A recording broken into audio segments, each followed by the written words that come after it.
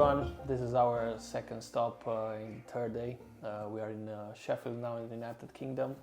We just visited Pat Helliwell together with Chris, another great recommendation. How are you doing today? I'm alright, thank you. Thanks for welcoming us here. Most of the UK fanciers must know you already, but Maybe, possibly. as people from all around the world are watching, and I'm also not aware too much about yourself, only Chris introduced me a bit of information. We want you to ask to make a presentation about yourself. Let's take it from the beginning, even asking you how did you get into pigeon sport, and in the end, of course, to present us some of your best results in the last years. Yeah. Well, probably like a lot of other people. I started winning when I was a kid, I was 10-year-old. I'm coming up 68 now, and I've had them constantly for coming up 58 years. I've never been without them. Like everybody else, first few years I struggled a lot, but I got to maybe, I don't know, 40 odd years back. I started winning with them in my early 20s, and I've pretty much been winning well with them ever since. Right, what methods are you using for racing? Is it widowhood? I've tried every method going. Widowhood, natural. Now I'm racing widowhood hens and cocks, celibate. And I've done it for the last couple of years, and I just find it so easy and similar results. Because we're in the breeding now, and we pass through the winter to the molt. How do you get through this period? And then I want to ask you what will happen in the next 4 weeks till the races start. My stock birds are breeding now. I'm breeding my youngsters, but my race birds are not rearing any youngsters. Okay. They're all separate. You just go out once a day for an hour, back in, and that's it. And that's all they'll do, right up to probably the week before the first race. I'll get them a few training tosses, and that's it. We're away. All right. And how will you start to train them? Will you train them by car as well? Do you train them just around the loft? So out in the morning for an hour, and then in the afternoon down the road to 18 mile. I see. You come back from that 18-mile toss, fed and done. And when I see they're doing it right from the training, maybe 5 or 6 training tosses, then it's loft flying twice a day. Sometimes once a day. I see. If I don't like the look of the weather, they don't go out at all, or they'll probably just go out once. How do you get through the winter? Do you do any treatments on your pigeons? Maybe laboratory tested? No treatments. I go to a friend of mine over in Lancaster called Gary Spavin. He tests them for me, and if he don't find any problems with him, then they don't get anything. I see. So to ask both of you, would be interesting to tell us how did you all meet, to get a bit back to the history. I suppose, well, ever since being a young lad, I'd heard of Pat and seen his name on the results week in, week out when we flew in the same federation. But up until I first started doing my auctions, I'd never actually spoke to you or really met you. So I contacted him, asked him if I'd come and see him, and we just clicked, didn't we? And we become good friends. Yeah. Same as with Michael, really. Visited him, got on with him. Just, that's how it was with us, wasn't it? Yeah. And then just built up from there, really. Yeah, I saw your interview. It was about 2 years ago. We saw some pigeons, which hopefully we're gonna see some new ones later. I want to ask you because the racing season it's coming. Maybe a lot of people are wondering, how do you go through a week, all the way from when the pigeons come back from the race to the basketing? So a typical week for me would be, so they come home on a Saturday. You want some to feed? Yeah, feed, supplementation, training. So yeah, they're on a diet mix on the Saturday and Sunday, and then on the Monday back onto the race mix. Exercise, they locked up Saturday and Sunday and Monday morning, and I start them off Monday night. So it's once Monday, twice Tuesday, twice Wednesday, and maybe once Thursday morning. And then no exercise Thursday night or Friday. You said you're not giving too many products. That's what we talked before. No. you're mainly using 4 or 5 products during the To be season. fair, most of my products are in the winter. I mean, I give them the smelly oils, Yeah. Healthy oil. healthy oil, when they're molting. I'm a big believer in getting plenty of stuff into them when they're molting to get nice silky feathers. Yeah, it's a lot of people are not thinking is that important and leaving the pigeons on their own, but that's one of the most important, if not the most important part of the year, because they be using their feathers and wings to fly. I like to see them have a good moult. I've got to think about like nice silky feathers, and I like them to look nice and polished.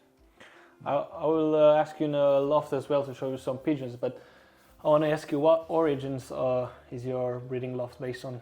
Most of my pigeons are from Macalones in Scotland. I've been good friends with them for 20 years or more, and I've got some very good CNC lambrake pigeons. Mm-hmm. What do you look into selecting new pigeons, both from raising the youngsters and both from, I don't know, bringing new pigeons into the loft? What do you look for? I don't bring many pigeons in nowadays. If I bring a pigeon in, it's something exceptional from a good flyer. But most of my stock birds now are retired race birds. You know, that have done well for me. And normally, what does a pigeon need to have for you in terms of results? Pat is a big believer in eyesight. Yeah, I'm an eyesight man. But when racing starts, my eyeglass goes in the drawer, and I forget about that, and then it's the basket. I see. So you're both selecting by hand, by how it looks, and also based on what results do you decide to stop racing a pigeon? If I've got a pigeon that wins one race, that's not good enough to get in the stock loft. You've got to be multiple prize winners. I understand. Okay, then let's get to see your loft and see some pigeons. These are my hens. You want to handle a few? Yeah. You can show them on camera, of course. So this is a very good hen. Pigeon I call Britvic 55. She topped the combine from Guernsey a couple of years back. Really consistent pigeon. What's the results she's got? She topped the combine from Guernsey and other smaller prizes, but that's the main. That was the main one. She topped the combine from Guernsey on a tough day. All right. And how much do you plan to race her anymore? Yeah, she's going to get raced again this year. This year. Yeah. Okay. What were the birdage when she won the combine? I think about 1,500. Because we're flying this new combine now, Chris, which is Yorkshire, Derbyshire.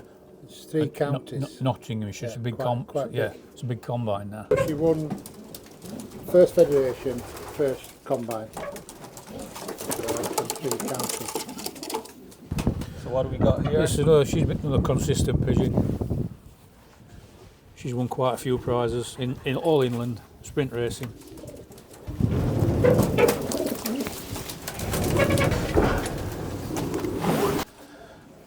Yeah, I really fancy this one. Yeah. She's a young bird, only had 1 race, and she topped the fed. All right. What's this from? That was just a short sprint distance. All right. And her parents' origins? Are Vanderbilk.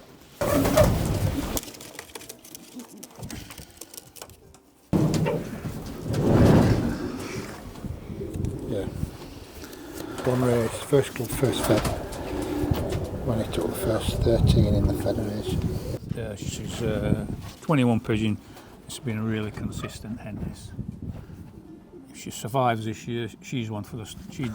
She's going in the stock loft at the end of the year. It was the most popular origin here in the UK, like for family of pigeons. For the last 4 or 5 years, I'd say. Lemon coasters. Lemon coasters, Vanderbilts. Recently, the pigeon that Michael bought in, the cock and the hen, Laneman pigeons, they've become very popular. But what would you say last 5 years? Lemon coasters have done well, haven't they? Lemon coasters have been very, very consistent. And from the ones you get from Europe, What are like some popular names besides the Air Camp, which is Michael's? The Kirks. Yeah, Gerard and Bass, the Kirk. Gabby van der Beerley, but that was many years ago. He's finished now, hasn't he? Air Camps. Vanderbilt's have been good pigeons, haven't they? Oh, very good. Very good. Tough pigeons. It's different anyway because we aim to get, our main focus are marathon is Romania, Yeah, yeah. so definitely there are different fanciers. There's some very good marathon fanciers in Belgium, Germany. Started using that last year. That's why you've been giving them before the race. Yeah. You said 2 Yeah, days. Wednesday, Thursday. Nice. Yeah, you said you're really only using mainly the basics, so Yeah. Impact, is that it? yeah, I saw it. Product. Use it. How do you use it? Day of basketing, the day before basketing. Yeah, Thursday or Friday morning. Yeah. Okay. He asked me for something that might give him a lift, not that they really needed it, but something that might give him a little bit of a lift, Boost. a bit of a boost. So particularly over 150 mile to 200 mile down at coast, and I just recommended Impact for B12 element. But I like that Seracol. Yeah. Yeah, I give him lots of that, especially during the molt. Yeah, it's really important. So we got the cocks in the next section, you said? Yeah. So tell us a little bit again about your system of racing. How do you train, motivate them, how they got to race? So them hens are in there and they're in there all the time. So they're out twice a day, back in. All right. And on Friday, straight to the race. And they come back. Sometimes on a Saturday they'll mix up with each other, but I don't mind that. I'll give them half an hour or so and then I'll split them again. All right. So yeah, these are all my cocks. Minerals, grit. What do you do? Versalilaga. Yeah, Versalager or whatever's available. Oh, so nothing. I don't really mind. special. No. Tell us a bit more about this pigeon. He's a really consistent pigeon. 51, I call him. 51. Yeah. Nice eye. Yeah. He's won a lot of prizes, that cock. He's got some nice eyes. As you said He's inside. very, very keen on his eyesight. But obviously the basket is keen. He does like to see a certain eye. This is a really beautiful one. You like him? Yeah. The parents to this have bred many first Yeah. federations. haven't Well, he's a grandson actually. they? He's a grandson of Black Pear, yeah. Yeah, CNC Lambrick. he's another grandson. He scored out of Guernsey last year.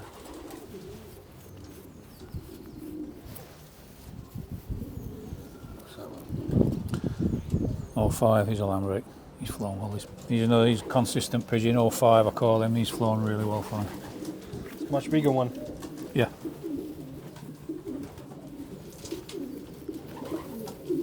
He's a Macaroni cross Lambrick.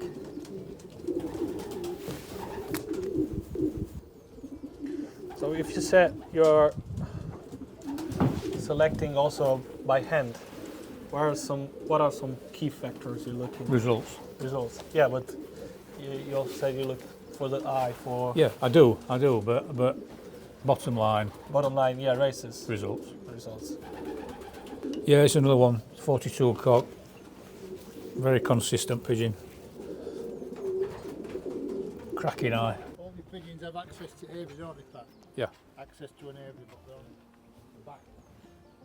Big aviary. And how often do you said you do bats? Do you bat them on basketing? When they're molting, When they're molting, yeah. yeah, once a constantly? week. And During the racing? And they bath, yeah, again once a week, bath in there, Okay. safe. This is one of the best pigeons, a pigeon called Seabiscuit. She was an RPRA award winner. Racing machine, this pigeon. Well, she topped the Fed 2 back-to-back races. One from Falaise, which is 320, and then 2 weeks later, she topped the Fed from Le Mans, which is 385, and she won. Top the Fed twice, sprinted. Yeah, she topped the Fed twice in the sprint races. And other minor prizes.